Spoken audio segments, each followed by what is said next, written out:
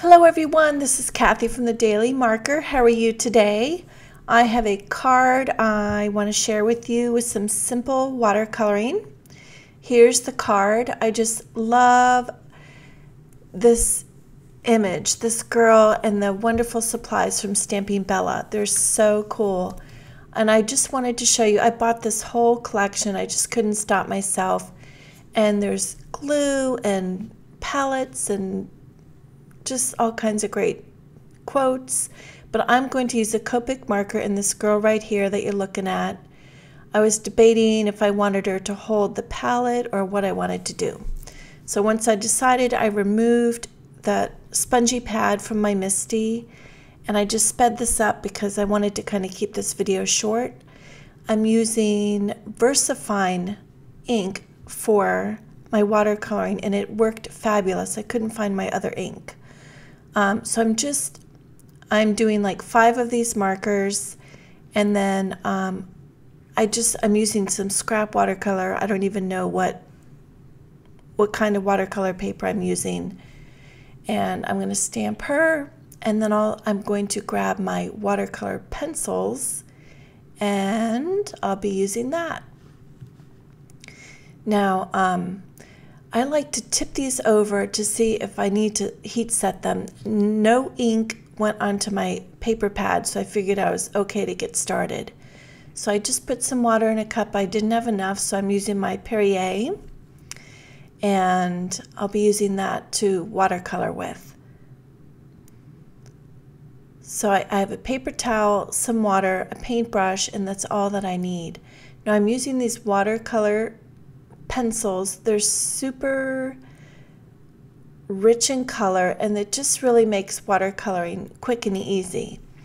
So I just scribble some on there, and then I want to make sure that I don't spread out too much color. I'm always looking for that sweet spot. So I dab some of the color off and then wet the brush a little bit to kind of water it down for the center of the marker there. And then now I'm just using the end of that and doing it the exact same way. I'm going to do the same thing on all these markers. And then I'll just be using a light gray for the white areas. Now this is a different pencil, and I'll show you the two in a minute, but this one, the color wasn't as rich and it didn't spread as well on my paper. So I definitely prefer the brand that I was using first. So Faber-Castell was the purple one, and the first one was the Derwent Inktense, and I really prefer that one. So I'm going to be picking up those for the rest of my markers, and I'll be watercoloring them the exact same way, so I'm speeding that up a little bit to save some time. But notice that I keep dabbing my brush off on the paper towel because I want to have like that sweet spot or a lighter area on my markers. So I just want to add a little touch of color to these white areas. So I'm just adding a little bit. Notice, sorry I'm jumping around, but I always put like a little swipe of the pencil on the side and then use some water to see how that's going to like water down. And I just wanted like a subtle gray just to kind of soften the boldness of the white on these. It'd be fun to do lots of different colors too, but I just figured I wanted it just very clean, simple, so that's what I'm doing. Now I did a swatch of that color. I don't spend a lot of time picking the colors of pencils I'm using. That was good enough. It's slightly yellow, but it doesn't matter. We all have different skin tones anyway. So I'm just kind of starting in the corner and pulling that color around and down. And then I'm going to do the same thing on her arms and legs. Sorry that I cropped that there. And then once I add her cheek color, I'll add a little bit on her shoulders of that cheek color, like it's a sunburner. She's been sitting out in the sun too long.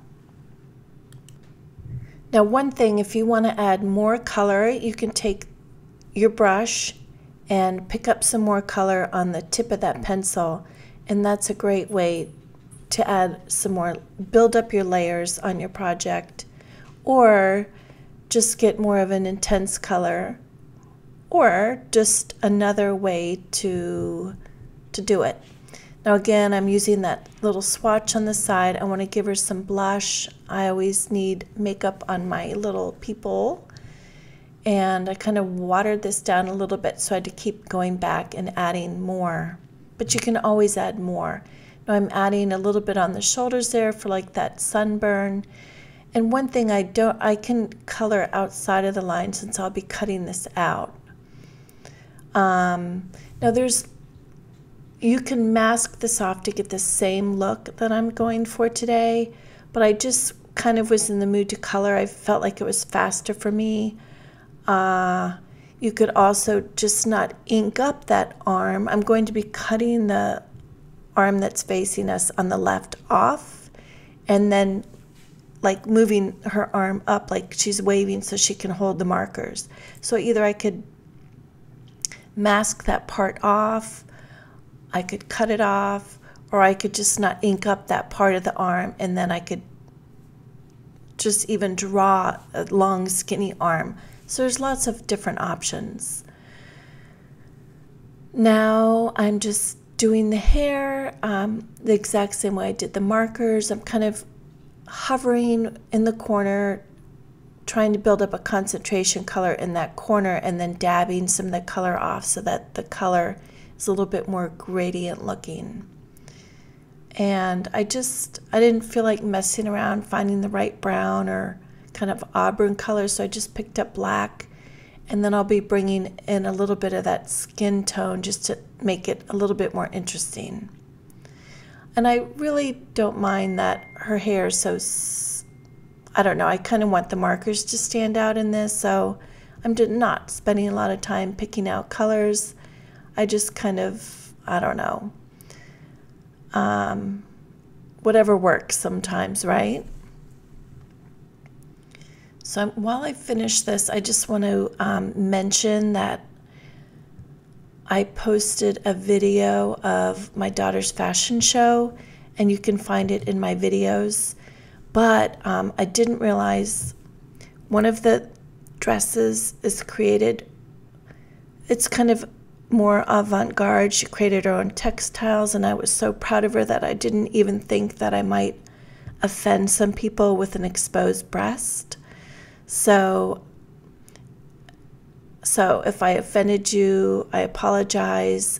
A lot of you left really nice comments. So I just wanted to mention that. I was so caught up in the art of it, in the artistry of the textiles, and it was just so exciting for me.